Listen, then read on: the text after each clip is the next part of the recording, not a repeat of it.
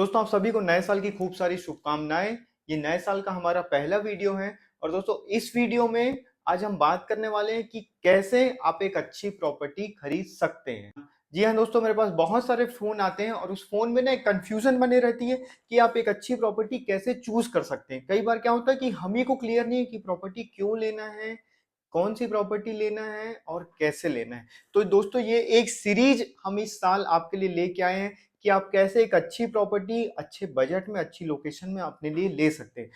नमस्कार दोस्तों, मैं उमंग श्रीवास्तव फिर से स्वागत करता हूं आपके ही अपने चैनल इन्वेस्ट विथ उमंग में। और एक बहुत अच्छी सीरीज की हम आज शुरुआत करने वाले हैं, तो मेरे साथ दोस्तों इस सीरीज में बने रहिए। जब भी प्रॉपर्टी की बात होती है ना, बड़ा इन्वेस्टमेंट हो जाता है और बहुत कंफ्यूजन हो जाती है कि हमको कहाँ प्रॉपर्टी लेनी चाहिए, कैसे प्रॉपर्टी लेनी चाहिए और कौन सी प्रॉपर्टी लेनी चाहिए। और ये इस सीरीज का पहला वीडियो दोस्तों, इसमें हम बात करने वाले हैं कि हमको प्रॉपर्टी क्यों खरीदनी।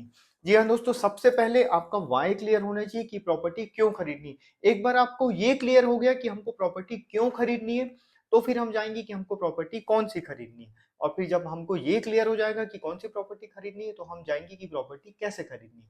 तो अभी हम आते हैं आज के हमारे टॉपिक में कि प्रॉपर्टी क्यों खरीदनी है। अभी जितने भी लोग मेरा वीडियो अभी देख रहे हैं, अभी आप एक काम कीजिए, एक अपने साथ पेन कॉपी लेके आइए और रीजन लिखिए कि आपको प्रॉपर्टी क्यों खरीदनी है। देखिए, मैं अलग अलग दोस्तों एज वाइज आपको रीजन बताने वाला हूं कि हमको प्रॉपर्टी में क्यों इन्वेस्ट करना चाहिए। आप कौन से एज ग्रुप में आते हैं, आप मुझे कमेंट करके बताइएगा। सबसे पहली कंडीशन हम क्लियर करते हैं कि आप 50+ एज के हो, आप अच्छी जॉब में हो, वेल सेटल हो चुके हैं, बच्चे भी स्कूल कॉलेज शादी की एज में आ चुके हैं, किसी बच्चों की मान लेते हैं कि शादी हो भी चुकी है। अभी हम 50 से 55 और 60 वाली एज को काउंट कर रहे हैं। अब आपको प्रॉपर्टी क्यों लेनी है दोस्तों, मैं रीजन बताते जा रहा हूं, आप भी मेरे साथ मिलाते जाइएगा। ये रीजन सही है कि नहीं कमेंट करके मुझे बताइएगा। अगर आप इस एज ग्रुप में हैं 50 से 60 के बीच में, तो आपको प्रॉपर्टी की सबसे पहली जरूरत कि आपको एक घर होना चाहिए। घर क्यों लेना है? रिटायरमेंट के बाद अपना जीवन सुकून से जीने के लिए। अगर आपके पास घर है तो हम जा सकते हैं इन्वेस्टमेंट में। इन्वेस्टमेंट में कैसे जा सकते हैं? या तो आपको पैसिव अर्निंग, एक्स्ट्रा अर्निंग के लिए आप ले सकते हैं कोई सा घर, कमर्शियल शॉप, ऑफिस, जहां से आपको रेंटल आते रहे। वो आपकी रिटायरमेंट के बाद एक इनकम का सोर्स जनरेट हो जाएगा। यहाँ हम जा सकते हैं इन्वेस्टमेंट में प्लॉट के लिए। प्लॉट में इन्वेस्टमेंट कैसे जा सकते हैं? मान लीजिए आप अपने बच्चों के लिए कुछ इन्वेस्ट करना चाहते हैं, तो आप एक अच्छी सी कॉलोनी में या कोई सी अच्छी लोकेशन में आप एक प्लॉट लेके रख सकते हैं। आप चाह रहे हैं कि रिटायरमेंट के बाद मुझे सुकून से मेरी लाइफ जीना है, घर और इन्वेस्टमेंट पूरी जरूरतें मेरी पूरी हो गई हैं, तो आप ले सकते हैं कुछ एकर्स में लैंड और बना सकते हैं फार्म हाउस। क्योंकि दोस्तों कहीं ना कहीं हर भारतीय के मन में ये सपना होता है कि यार रिटायर हो गया, अब मैं खेती करूंगा, आराम से सुकून की लाइफ जीऊंगा। ये 3 वाय हैं कि अगर आप 50 से 60 के बीच में, तो आपको प्रॉपर्टी क्यों लेनी है। अब हम कंसीडर करते हैं दूसरे एज ग्रुप को, 40+, 40 to 50 वाले। 40 to 50 अगर आप इसमें हैं तो प्लीज कमेंट करके बताएं। अब 40 to 50 वाली एज में क्या होता है, बच्चे अभी स्कूल में पढ़ रहे हो या कॉलेज, जिनकी शादी जल्दी हो गई है। अब इसमें भी अलग अलग सिनेरियो हैं, हम सबको साथ में लेते चलते हैं। सबसे पहली कंडीशन हम मानते हैं कि भैया घर नहीं है, तो सबसे पहली चीज तो होनी चाहिए कि क्यों हमको घर चाहिए। तो पहला इन्वेस्टमेंट दोस्तों, आप किसी भी एज ग्रुप में हो, किसी भी देश में हो, दुनिया के किसी भी शहर में हो, सबसे पहली जरूरत घर ही है। रोटी, कपड़ा और मकान हमारी बेसिक जरूरतें हैं। रोटी आपको खानी है, कपड़े पहनने हैं, घर चाहिए ही। घर आप किराए के घर से रह सकते हैं, मगर कितने दिन, आखिर एक प्रॉपर्टी आपको लेनी ही है। तो अभी हम वापस आ जाते हैं अपने टॉपिक में कि 40+ वालों को प्रॉपर्टी क्यों खरीदनी है। अब वापस हम क्यों में आते हैं। सबसे पहला, अगर आपके पास घर नहीं है तो आप घर खरीदिए। घर अब आपको कहाँ लेना है? जहां आप चाहते हैं कि आप रिटायरमेंट के बाद हो, या बच्चों का स्कूल कॉलेज, मेडिकल, इन सब के हिसाब से आपको घर की लोकेशन लेना पड़ेगा।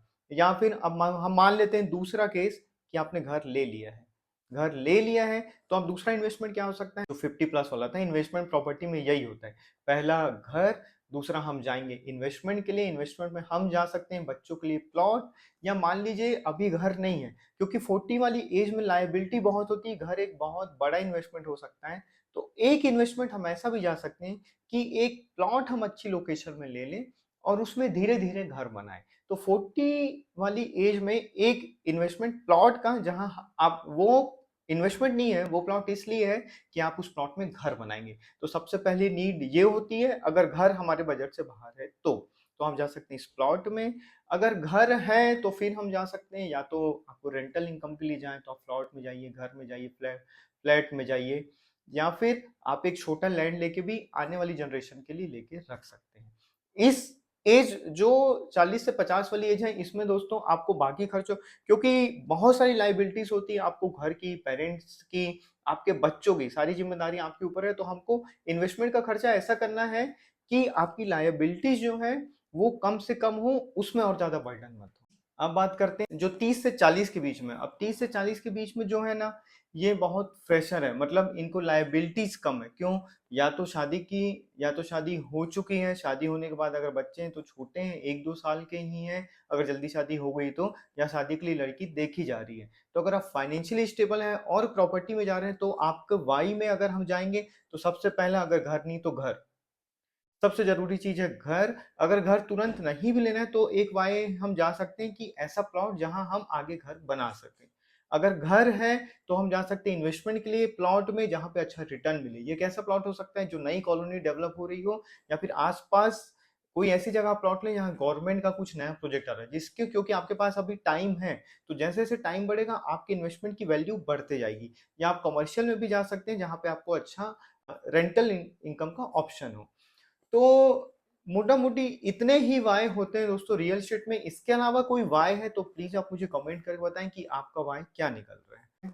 तो दोस्तों इस पार्ट में हमने जाना कि हमको प्रॉपर्टी में इन्वेस्ट क्यों करना है, आपको सबसे पहले अपना वाय ढूँढना है।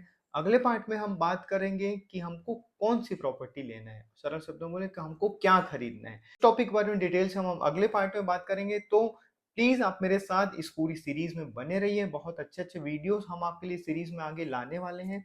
अलावा दोस्तों अगर आपको करना है इन्वेस्ट रायपुर में, तो नीचे मेरा नंबर है, और आपको पता है मैं हूँ आपका प्रॉपर्टी पार्टनर उमंग श्रीवास्तव। रायपुर में हमारे पास इन्वेस्टमेंट के लिए प्रॉपर्टी के बेहतरीन ऑप्शन अवेलेबल। वीडियो बनाने में बहुत मेहनत लगती है, कंटेंट बहुत मुश्किल से आता है, फिर वीडियो शूट करना, एडिट करना बहुत मेहनत का काम है दोस्तों।